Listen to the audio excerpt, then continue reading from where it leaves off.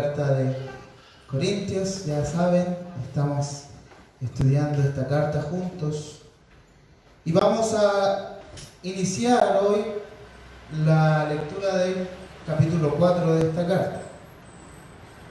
Así que voy a invitarles a que puedan abrir 1 Corintios 4 y vamos a leer los versículos del 1 al 5.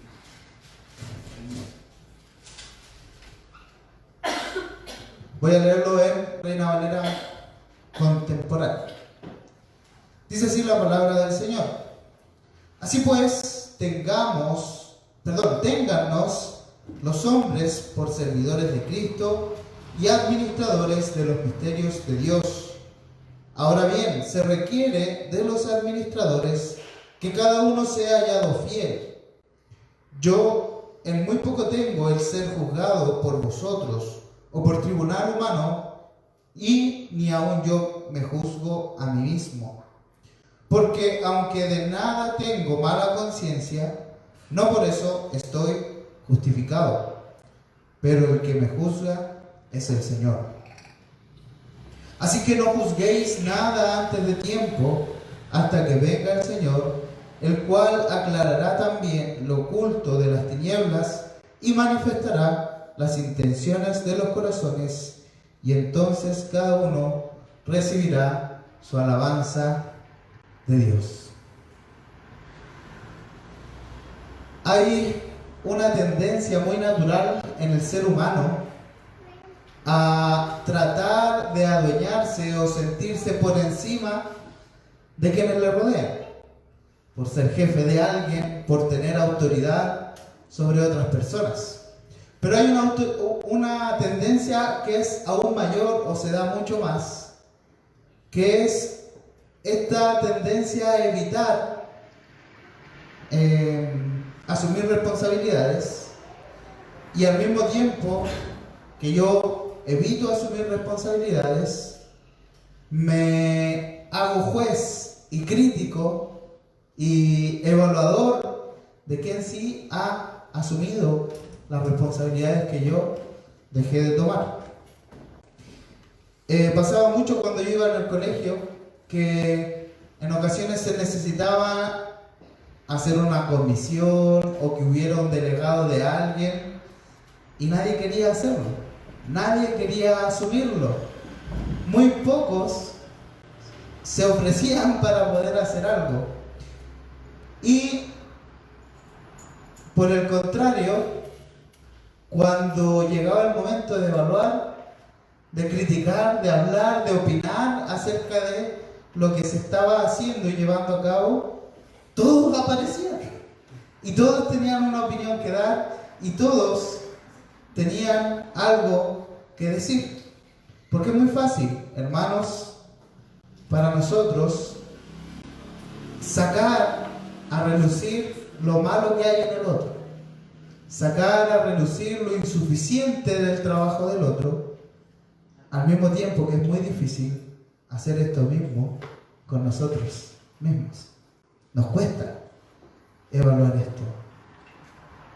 Y nos olvidamos de que nuestra posición en la iglesia es de subordinación, es de sometimiento a Dios. Y todos tenemos al mismo Señor. Y precisamente esto estaba pasando en la iglesia de Corintio con el apóstol Pablo. Comenzaron a dudar de su ministerio y de su llamado y empezaron a poner en duda el apostolado de Pablo. Y ya algo hemos visto de esto en los capítulos que ya hemos leído, ¿cierto? Ahí cuando les dice, algunos se están abanderando por algunas personas, ¿cierto? Ya hemos visto algo. Y hoy vamos a ver cómo es que el apóstol Pablo comienza a abordar a los hermanos en Corinto. Lo primero, y en lo que primero nos vamos a concentrar, es en los versículos 1 y 2 de este capítulo, donde leemos: todos deben considerarnos, estoy leyendo la otra versión ahora, en la de las Américas, servidores de Cristo y administradores de de los misterios, de Dios. Ahora bien, de los administradores se espera que demuestren ser dignos de confianza o, como leíamos, que sean hallados fieles. ¿A quién se está refiriendo Pablo? ¿Quiénes deben considerarse como administradores, como siervos? ¿Quiénes serán estas personas?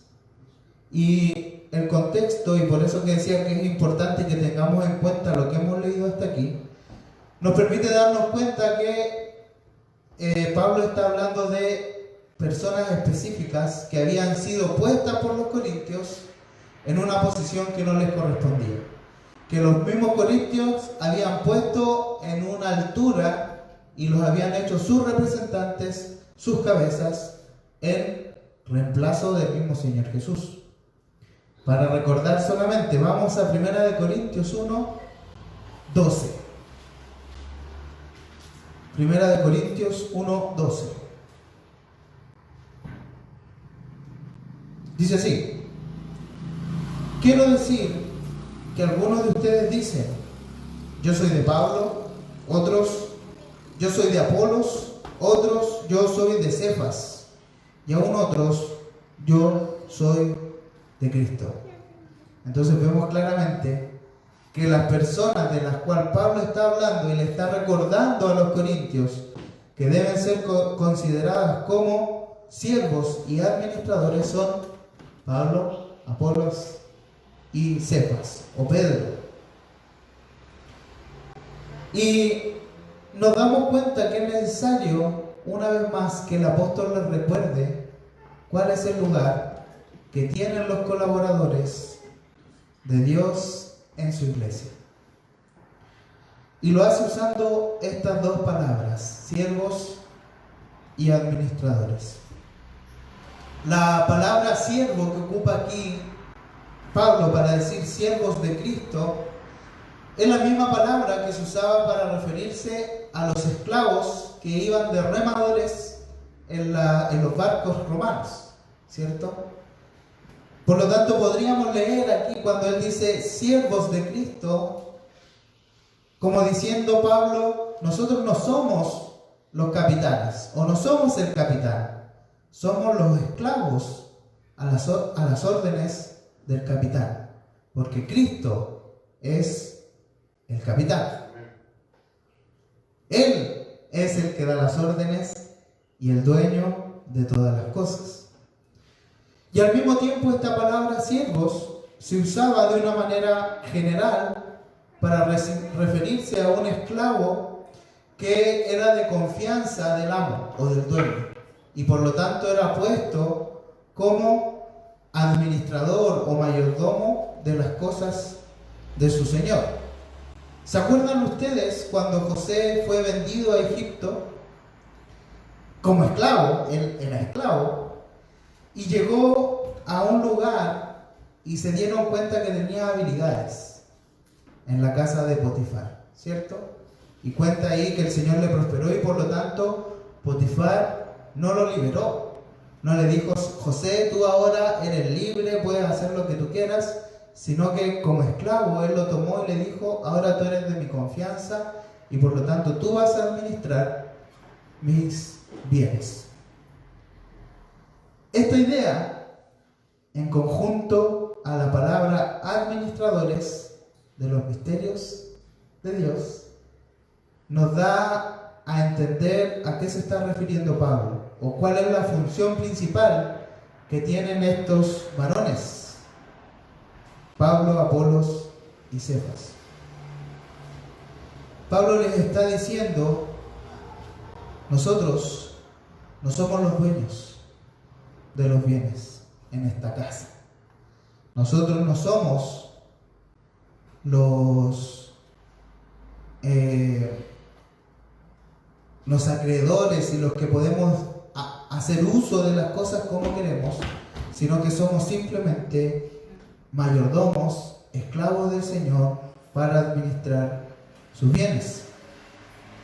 Y Pablo una vez más usa la palabra los misterios de Dios, ¿cierto? Ya habíamos visto en otra ocasión a qué Pablo se refiere cuando él habla de los misterios de Dios. Y para recordarlo vamos a leer Efesios 3, del 5 al 6, o los dos versículos de esa carta. Efesios 3, 5 y 6. Dice así la palabra del Señor: que en otras generaciones no se dio a conocer a los hijos de los hombres, como ahora ha sido revelado a sus santos apóstoles y profetas por el Espíritu, a saber, que los gentiles son coherederos y miembros del mismo cuerpo, participando igualmente de la promesa en Cristo Jesús mediante el Evangelio. ¿Cierto? En el versículo 4 él terminó diciendo el misterio, y Pablo dice, este misterio es que los gentiles también habían sido incluidos en el pueblo de Dios para salvación. ¿A través de quién? A través de Cristo Jesús. Y otro texto para reforzar la idea está en Colosenses 1, 26 y 27. Colosenses 1, 26 y 27. Y nuevamente Pablo dice, el misterio que había estado oculto desde los tiempos antiguos, pero que ahora ha sido manifestado a sus santos, a quienes Dios quiso dar a conocer las riquezas de la gloria de este misterio entre los no judíos, y que es Cristo en ustedes, la esperanza de gloria. ¿Cierto? Una vez más, Pablo dice, este misterio que nosotros administramos, este misterio sobre el cual hemos sido puestos como mayordomos, como administradores, es el Evangelio y todo lo que el Evangelio conlleva. Y nos damos cuenta entonces que Pablo está hablando aquí particularmente de este cargo o esta función que Dios dio a la iglesia de los ancianos o maestros, de aquellos quienes alimentan y entregan, ¿cierto?, los beneficios y los bienes que Dios dio a través de su evangelio.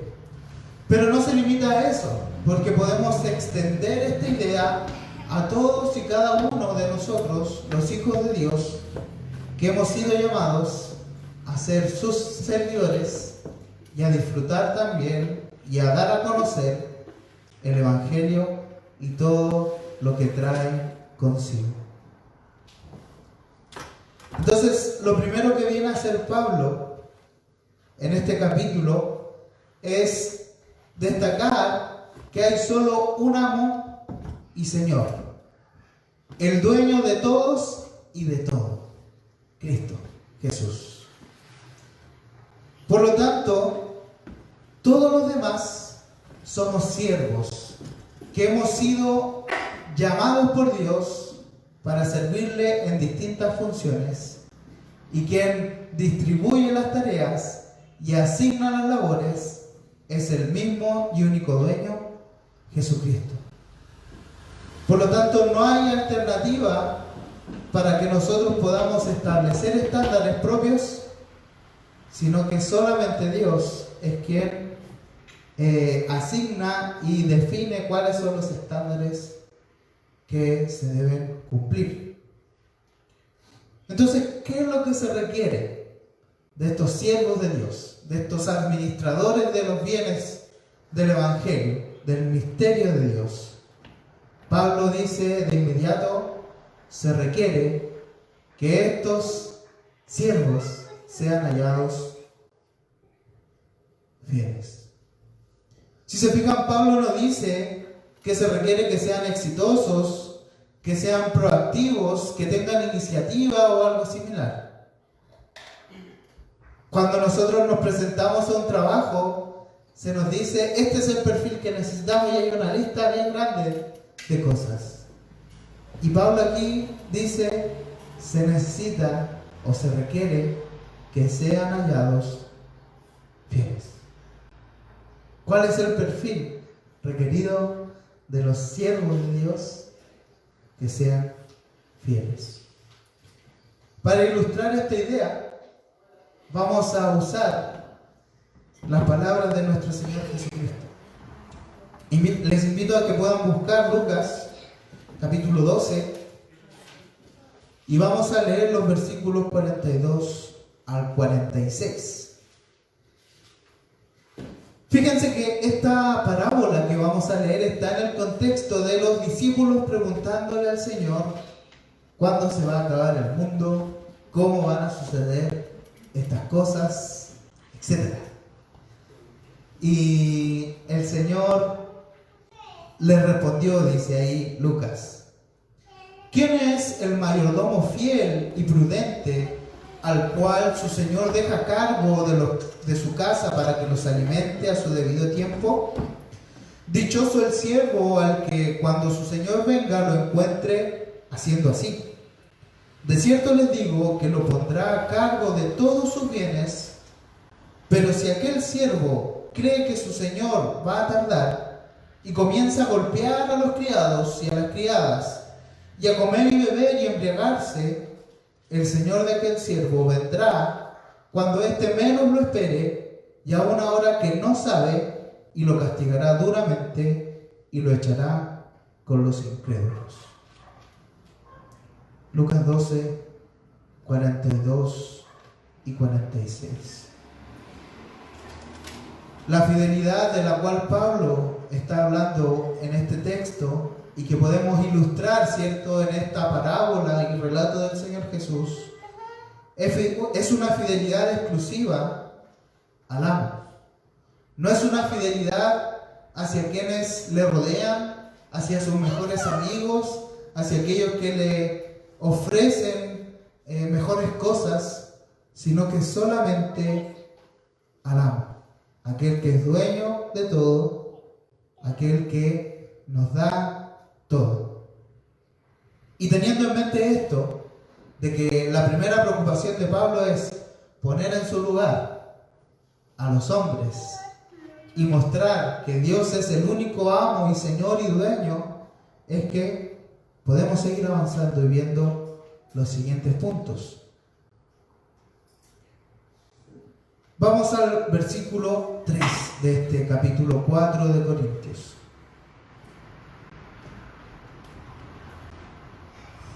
Primera de Corintios 4, 3. Dice así la palabra del Señor: por mi parte, no me preocupa mucho ser juzgado por ustedes o por algún tribunal humano.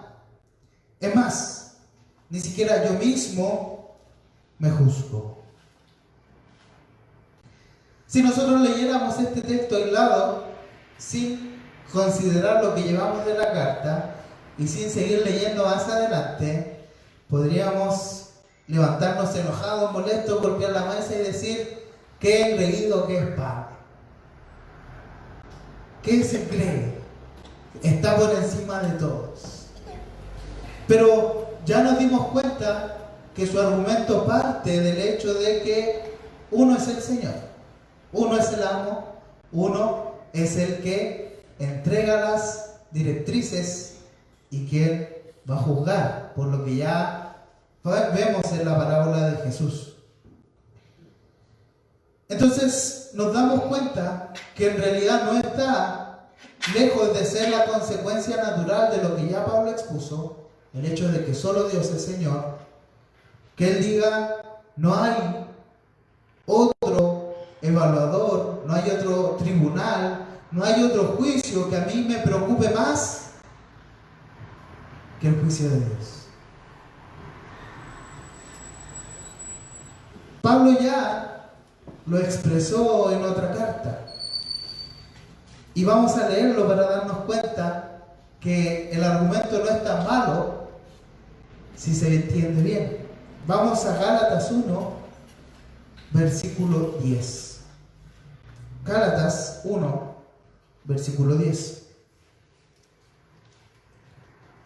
Dice así la palabra del Señor: ¿busca acaso el favor de la gente o el favor de Dios? ¿O trato acaso de agradar a la gente? Si todavía buscara yo agradar a la gente, no sería siervo de Cristo. Y es precisamente esto lo que Pablo está indicando. Yo ya no me muevo para que la gente que me rodea esté conforme y contenta conmigo, sino que yo me muevo para agradar a Cristo, para servir a mi Señor, a mi amo. Entonces, Pablo nos permite ver aquí una doble utilidad al decirnos esto. Lo primero es aquello que le quiere transmitir a los Gálatas, ¿cierto?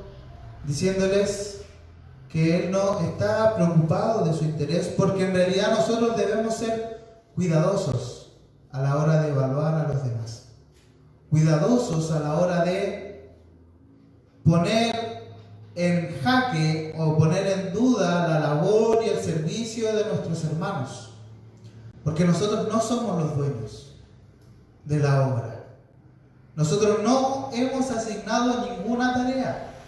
Nosotros no hemos establecido los parámetros, sino que Dios es quien asignó las tareas, es quien dio la labor, y a cada uno de nosotros nos asignó una tarea que hacer.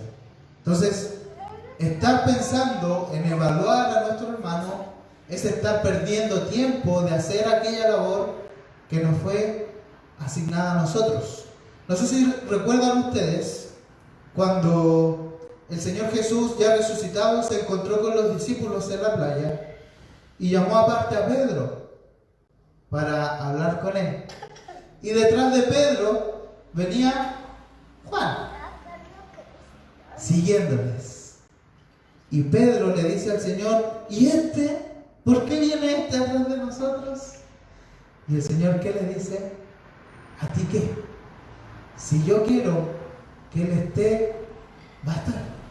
Tú preocúpate de hacer lo que a ti te corresponde. Wow. Lo segundo, o la doble utilidad que podemos ver en esto, es que debemos también olvidarnos de agradar a los hombres como primera instancia, o en desmedro comprometiendo la voluntad de Dios. Muchas veces existe la tentación de, por alcanzar una cierta paz, ceder en ciertas cosas, ¿cierto? Y agradar a las personas. Pero hermanos, esa es una paz temporal. Esa es una paz infructuosa. Una paz que lo único que va a generar es dolor y sufrimiento en la eternidad. Jesús dijo: va a llegar su Señor, va a ver que no está haciendo lo que debía hacer, va a ser castigado y echado con los incrédulos. Cuando nosotros tememos más a los hombres, demostramos que no tememos a nuestro Dios, a quien debemos mirar con reverencia, con respeto, con temor. En las conferencias que pudimos disfrutar ayer y el viernes, el pastor Jerry Slade, creo que el día viernes en la noche, nos recordaba que el disponernos a ser siervos de Dios conlleva consecuencias, conlleva obstáculos, conlleva sufrimiento. Y una de las cosas que hace aquí Pablo es darnos esperanza y decir: por más que cueste ahora, por más que duela ahora, el Señor promete que Él va a volver y va a retribuir. Ahora, Pablo no solo dice que no le interesa el juicio de los humanos externos a él, o de las personas, ¿cierto?, de los corintios, ni de algún tribunal humano, dice, sino que también reconoce que el propio juicio que puede hacer él de sí mismo es inválido, no tiene efecto alguno. Pablo concluye el versículo 3 diciendo: ni siquiera yo mismo me acuso. Alguno podría pensar qué cómodo no estar luchando con su propia conciencia, pero en realidad no es eso lo que Pablo está diciendo. De hecho, es todo lo contrario. Es algo mucho más profundo y más motivante por un lado y asustador por otro. Miremos ahí el versículo 4 de este capítulo, hermanos. Dice así Pablo: y aunque mi conciencia no me acusa de nada, en algunas versiones decía, y aunque no tengo mala conciencia, no por eso quedo justificado. Después sigue y dice: quien me juzga es el Señor. ¿Qué pasa, hermanos? Que así como los juicios externos de quienes nos rodean pueden ser o demasiado excesivos, porque solemos poner muchas más exigencias en el otro, pero también pueden ser insuficientes, porque si es un amigo, si es alguien que queremos, a veces bajamos un poco la presión. Los juicios propios también pueden ser. Yo también, por lo general, tiendo a ser más suave conmigo mismo, aunque también hay casos donde las personas son mucho más estrictas consigo mismas, ¿cierto? Pero de todos modos, Pablo dice: no tiene sentido que yo me condene a mí mismo, porque incluso si yo creo no tener nada, no deberle nada a mi amo, a mi Señor, aunque mi conciencia esté tranquila, esto no quiere decir que yo esté libre o que esté justificado delante del Señor. Y es que el estándar de Dios, el parámetro de Dios, no es el mismo que el nuestro. Y esta realidad de que nuestro corazón es tan malvado, es tan corrupto y necesita redención y necesita estar continuamente a cuentas con Dios, nos ayuda, hermanos, a precisamente no condenarnos, sino que acudir a aquel que murió en la cruz para darnos paz, para darnos redención. Acudir a Cristo. Esto hacía el salmista en el pasado. Leamos Salmos 143, 2 y 6. Salmos 143, 2 y 6. Dice así: pero no me juzgues con dureza, pues ante ti nadie puede justificarse. Y el 6 dice: elevo mis manos hacia ti, pues tengo sed de ti, soy como tierra seca. El salmista estaba claro delante del Señor. Señor, si tú me juzgas, yo no tengo cómo justificarme delante de ti. Y en verdad nadie puede, dice el salmista. Por lo tanto, yo me rindo delante de ti y clamo a ti por tu misericordia, porque tengo sed de ti. Esta conciencia de que ninguno de nosotros es capaz de justificarse delante de Dios también nos permite orar, como David oró ahí en el Salmo 19, versículos 2 y 3. Si quieren, pueden buscarlo. Salmo 19, 2 y 13 dice David así: ¿acaso hay quien reconozca sus propios errores? Perdóname por los que no puedo recordar. No permitas que la soberbia domine a este siervo tuyo. Líbrame de cometer grandes pecados y nadie podrá entonces culparme de nada.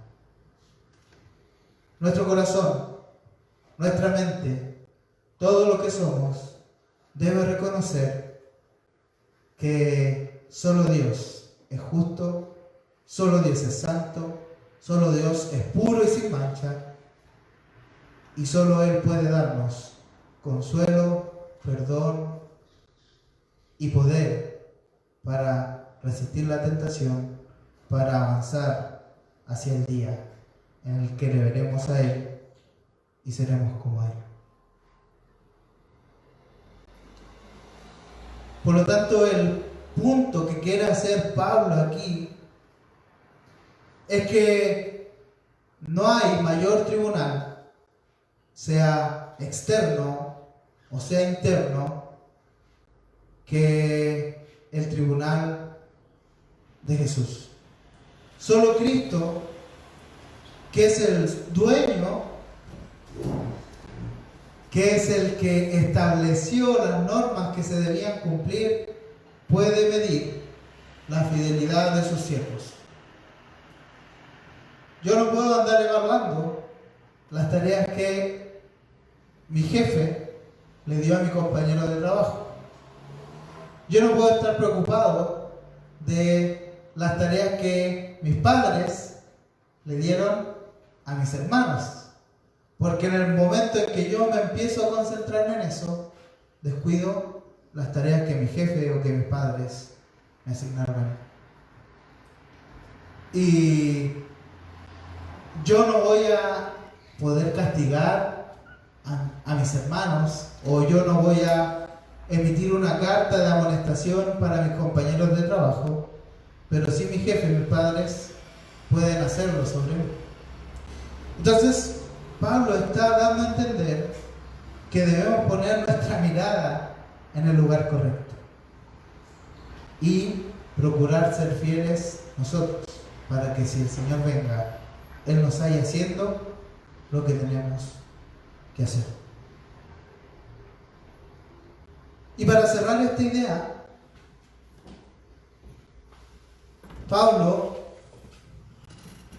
nos invita a esperar el justo juicio de Dios. Nos invita a mirar hacia adelante. Leamos el versículo 5, hermanos. Así que no juzguen ustedes nada antes de tiempo, hasta que venga el Señor, el cual sacará a la luz lo que esté escondido y pondrá perdón al descubierto las intenciones de los corazones. Entonces Dios le dará a cada uno la alabanza que merezca.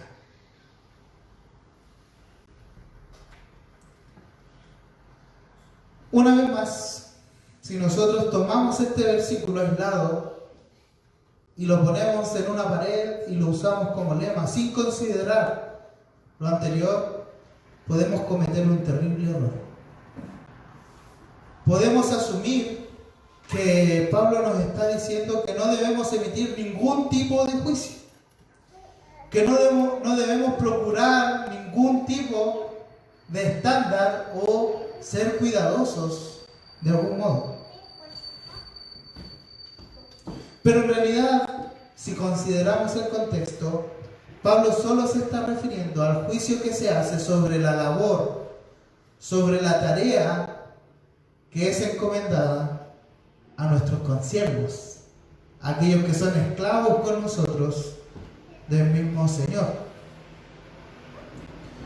No está hablando del juicio sobre el juicio que nos permite procurar la pureza de la iglesia a través de la disciplina correctiva. Nos vamos a dar cuenta más adelante que él no está hablando de esto, porque precisamente en el siguiente capítulo Pablo presenta un caso de inmoralidad sexual y él les dice: ¿por qué no han hecho nada? ¿Por qué no han hecho lo que tienen que hacer?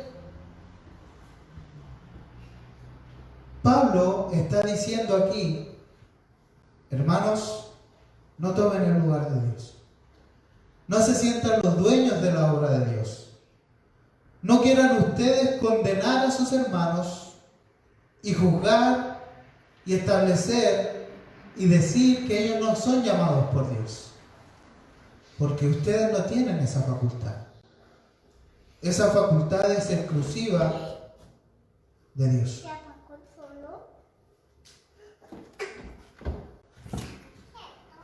Ahora, una de las cosas que Pablo nos quiere dar a entender aquí es que efectivamente nuestro Señor es un Señor justo. Los jefes, las autoridades en la tierra son sobornables, son injustas, pueden variar su juicio, pero nuestro Dios no es así. Nuestro Dios es justo. Y dice Pablo que Él sacará a luz todas las cosas, incluso aquellas que están ocultas en nuestro corazón. Dios escudriña hasta lo profundo y Él dice que va a poner delante de nosotros todas las cosas y ninguno va a poder justificarse. Ninguno va a poder decirle a Dios, pero aquí tengo esto otro, hagamos un cambio. No, nuestro Dios no hace, no se hace el ciego. Él conoce todas las cosas. Y nos recuerda un poco lo que ya habíamos conversado, ya se nos había expuesto sobre el juicio final, cuando hablamos sobre el templo de Dios, ¿cierto? Sobre el edificio de Dios, ¿cierto? Cuando veíamos que nuestra construcción va a ser probada por fuego, va a ser quemada para ver con qué materiales fue levantada. Y por lo tanto Pablo lo que está haciendo es invitarnos a esforzarnos en la gracia de Dios, a depender del poder de Dios para obedecer y ser hallados fieles. Jesús también expresó algo similar en una parábola en Mateo 25, del 14 al 30. No la vamos a leer, pero si quieren pueden anotarla ahí. Jesús habló sobre un señor, un hombre que tenía dinero y siervos y tenía que hacer un viaje. Y por lo tanto entregó dinero a sus siervos para que ellos los administraran. Le dio 5,000 a uno, le dio 2,000 a otro y le dio 1,000 al tercero. El Señor se fue de viaje y cuando volvió llamó a los 3 siervos para pedirle cuentas, para ver qué habían hecho con lo que su Señor les había dado para que administraran. Y resulta que 2 de ellos hicieron prosperar el dinero que su Señor les había dado, ¿cierto? Lo invirtieron y el que tenía 5 obtuvo 5,000, obtuvo 5,000 más. Y el que tenía 2,000 tuvo 2,000 más. Y el Señor se alegró con ellos y les expresó: bien, buen siervo y fiel, sobre poco has sido fiel, sobre mucho te pondré. Entra en el gozo de tu Señor. Pero hubo un siervo que tuvo miedo de su Señor, dice, y se le ocurrió una excelente idea. Él quiso tener la iniciativa y escondió el dinero.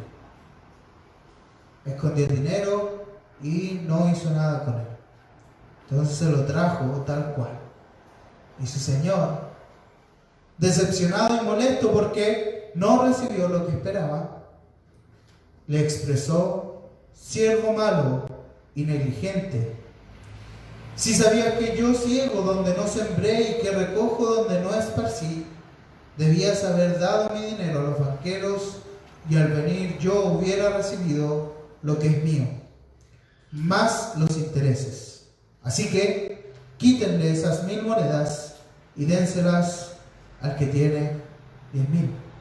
Y además dice, échenlo fuera, y allí será el lloro y el crujir de dientes. Otra vez el Señor nos está diciendo, nuestro Dios es justo y va a retribuir a cada cual conforme a lo que tenga. Y Pablo dice, hermanos, tanto juicio como alabanza es mucho mejor la de Dios. Porque en el día final el Señor dará la alabanza que cada uno merezca. Entonces, haciendo un recuento sobre esto que hemos leído y sobre esto que hemos reflexionado, podemos recapitular 4 cosas. La primera de ellas es que Dios es el dueño y Señor de todos y que Él asigna a todos sus siervos las tareas que han de ser realizadas y que es necesario que cada uno de sus siervos sea hallado fiel, sea hallado haciendo la labor que se le encargó hacer. En segundo lugar, que no existe tribunal humano que tenga la facultad de reemplazar o anticiparse al juicio de Dios. Ni siquiera un poco de evaluación, porque solamente el dueño, el Señor que entregó la tarea, puede evaluar y dar el visto bueno a la tarea que fue realizada. En tercer lugar, también vimos que ni siquiera nuestra conciencia tranquila debe hacernos relajar respecto de nuestra labor delante del Señor, porque nuestra paz y nuestra justificación no dependen de nuestras buenas obras y de nuestra buena conciencia, sino que solamente de los méritos de Cristo Jesús, de la obra perfecta hecha por Él en la cruz, de su misericordia y de su gracia. Y por último lugar, que debemos entonces, sabiendo esto, estar preparados para aquel día cuando el Señor, nuestro Dios, venga a buscar a su iglesia y a rendir cuentas con cada uno de nosotros, para vivir en amor, en temor y en confianza de que Dios nos dio todo lo que necesitamos para perseverar hasta aquel día y ser hallados fieles delante de nuestro Dios. Me gustaría entonces hacer 3 aplicaciones prácticas para nuestra vida a partir de esto que hemos leído.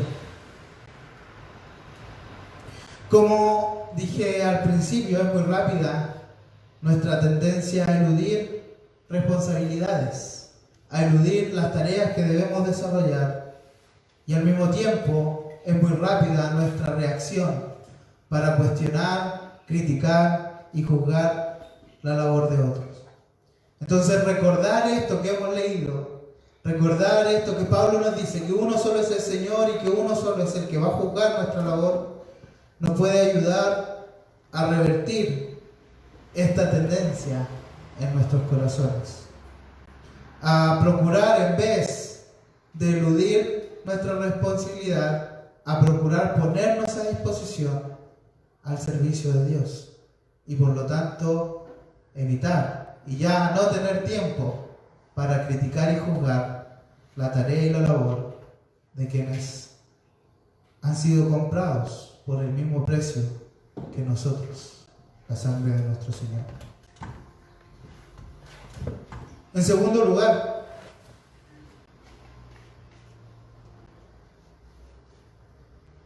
tener la certeza de que estamos trabajando con propósito, de que lo que estamos haciendo no lo estamos haciendo en vano, porque Dios prometió que Él iba a retribuir que Él iba a dar a cada uno lo que se merece. De modo de no desvirtuar el Evangelio de Dios. De modo de no buscar y procurar el agradar a los hombres, hermanos. Porque es muy fuerte también esa tendencia. Y hoy día es muy triste, hermanos, porque no solo queremos acomodarnos a los pecadores regenerados, que también tenemos problemas, sino que también queremos agradar al mundo. Y acomodamos la ley de Dios para no serles gravosos al mundo. Y eso no solo nos está haciendo faltar a nuestro amo y Señor, sino que estamos condenando con ello también a aquellos que no han conocido el Evangelio. Y por último lugar, si no has sido nacido de nuevo, si Jesucristo no es tu Señor, si Jesucristo no es tu abogado delante del Padre, también Pablo nos recuerda que va a llegar el día. Va a llegar el día del juicio del Señor. Y aquellos que no tengan esta cobertura de sangre del Cordero de Dios no tendrán ninguna posibilidad delante del juez justo. Y por lo tanto es tiempo de doblar rodillas, de humillarse delante del Señor y de pedir con urgencia la salvación del Señor. Hermanos, oremos a nuestro Dios para que Él nos dé este corazón de siervo, este corazón que procura hacer la voluntad de Dios y que no está cuestionando anticipadamente la labor de nuestros hermanos. Oremos al Señor.